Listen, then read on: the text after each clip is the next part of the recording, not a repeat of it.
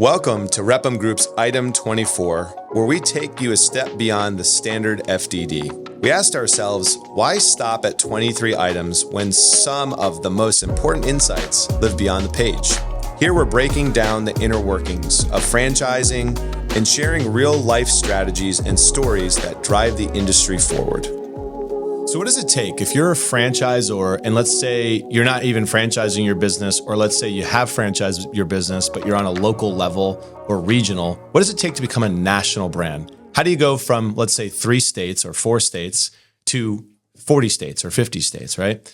The big thing ultimately is testing first. You've got to be able to prove the model out in multiple states, but also probably multiple regions. So if you think about your scale, a lot of franchisors will test and intentionally open corporate locations in different environments. So for example, if you're from New York and you open one in Manhattan, yeah, maybe you open 2 or 3 there because you want to scale your business for an income for yourself. But maybe the next one you want to open somewhere in Dallas, Texas, for example, or you want to open up in Nashville, Tennessee. And those examples are because you have different markets, different environments. And if you want to go on a national scale, you need to prove it out first in different categories of when it comes down to income levels, different environments when it comes to the South versus the North versus the Midwest. When you do those things, you start to see, is your model just a regional model, or is it something that everyone wants throughout the country? And so those are big things as you start scaling it, just from a look from the outsider's point of view and how to do it the right way from the start.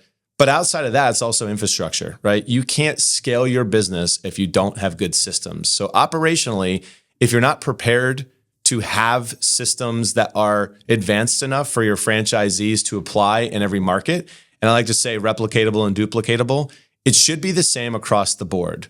You know, a big thing about franchising and why it works so well, it's because it's cookie cutter, right? It works in this environment, whatever that environment may be. Let's say, again, the example I use is New York, but it also can work in Nashville, and it could work in Alaska if you go that far.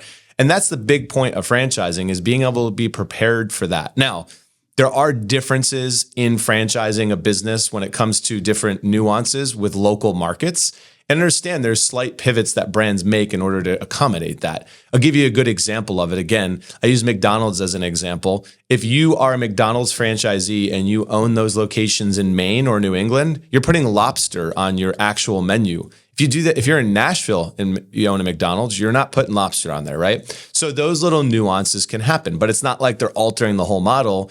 They're just looking at the environment they're in and changing slightly based on what's going on, for example, in Maine or in Boston. And so those are big things you have to look at.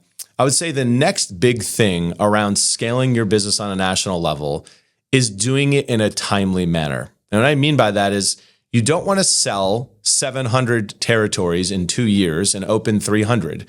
That's usually not a recipe for success, no matter how much money you have behind you, to be honest, because you're fast tracking your growth so quickly that inevitably there's going to be things that don't work well right out of the gate, because every franchisee in that environment becomes a pioneer with the arrows in their back.